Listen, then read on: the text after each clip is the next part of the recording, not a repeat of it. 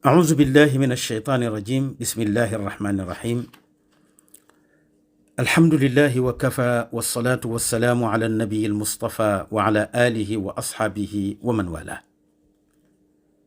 ورضي الله عن شيخنا التجاني وعن جميع خلفائه وأهل طريقته ورضا الله عن جميع المؤمنين. بوكي جلدي سن بوكو طالبي سن صبي شيخ أحمد التجاني ndaw dellu sina fas yéene mottali tey waxtaan wi ñu doonoon ci téere bii di wasilatul muqarrabina ila hadratil matin mu di fala budda min shakwa ila allahi kurbati. ñu ngi tegoon suñu baaraam ci wa shafi'ahu fiina fi liqaa'i wa kulluna siwa alhibbi mawsuufun bi ru'bin wa rahbati. alaaji Malik mu ngi ñaan gannaaw ba mu taxawee ci kanamu yonent bi sallallahu alayhi wa sallam moom mi di buntu yàlla jàkkaarloog borom bi nee na ko li ma lay njëkk a ñaan mooy maa képp ku may yilif yàlla nga ñu may ëllëg bu yàlla meree ba ñépp jaaxle maa ngi lay ñaan yàlla nga jël suñuy dossier jox ko yonent bi mu ràmmuñu. wax na ko ci rufaat bim ne waj'al qilaadata jiidi fi asaabi'i man alayhi anzalta ayatin karimati yawman yafirru ashirun min ashiratihi wa ummihi wa abihi thumma zawjati kullu mri'in sha'nuhu yughnihi za fada'in ghayra rasulika misbahi dujunnati. loolu la répété waat rek fii. kon Cheikh Sidi Hadji Malick Sy radiyallahu taala anhu xadisu shafaa ñëpp d'accord ne xadis bu wér la ndax ñëw na ci Bukhari ak Muslim. te wahabit yi dañoo wax ne istigaasa dafa xaram. xettiliku nga dem ci bàmmeelub sëriñ ne ko xettili ma, wala ab sëriñ sax nga koy tuddee xaws. xam nga boo demee ci Cheikh Ibrahim Rayahi mu ngi tagg Cheikhuna Tijaani ci saaxir ka bil azma la taxlut ila al yaasi, mu ngi koy tagg ci xawsul baraya abul abbaasi ahmadu man maanaahu azamu an yujla bi qirtaasi. foofu xawsu la ko fa tuddee.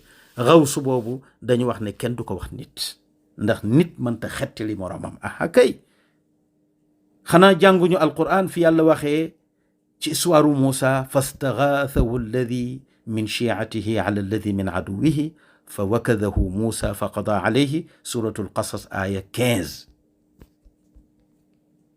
kon xadisu shafaa moo ñu jàngal ne yowmal xiyaam bu yàlla meree ba nit ñi jaaxle dañuy daw xettaliku ci yonent yàlla Aadam. mu ne leen nafsi nafsi taluma leen, ñu dem ci Nuux. Nuux ne leen nafsi nafsi taluma leen, ñu dem ci Ibrahim. Ibrahim ne leen nafsi nafsi taluma leen, ñu dem ci Muusa. Muusa ne leen nafsi nafsi taluma leen, ñu dem ci Isa. Isa ne leen nafsi nafsi taluma leen, dem leen ci sayiduna Muhammad. ñu ñëw ci sayiduna Muhammad, yonent bi ne ana laha ana laha ana laha, ñëw leen man dong maa leen mën a xettali.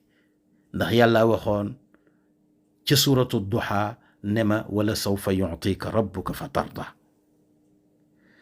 إذا كان الناس يستغيثون يوم القيامة بآدم ونوح وإبراهيم وموسى وعيسى وهم أنبياء فلماذا تكفروننا إذا استغثنا بهم الآن. bu fekkee ne ci mawqif bu grave nii, ci situation yu grave nii la nit ñi dawee dem ci ay yonent pour ñu xettali leen te yàlla meru ca, waxu leen ne li ngeen def jaaduwul, ba ñu mujj ci Seydina Muhammad mu ne maa leen di xettali. su fekkoon ne xettali dafa xaraam kon yàlla day gën a mer, du nangul Seydina Muhammad. kon al istigaasatu lu dagan la. moo tax Cheikh Sidi Hadji Malick Sy wax ne ilahi bi qutbil aarifina imamina rajai wa gawthi lil ilahi wasilati. yàlla maa ngi lay ñaan ci darajay Cheikhuna Tijaani mi nga xam ne mooy suñu sëriñ, di suñu yaakaar, di suñu xettal, di suñu wasila ci yow.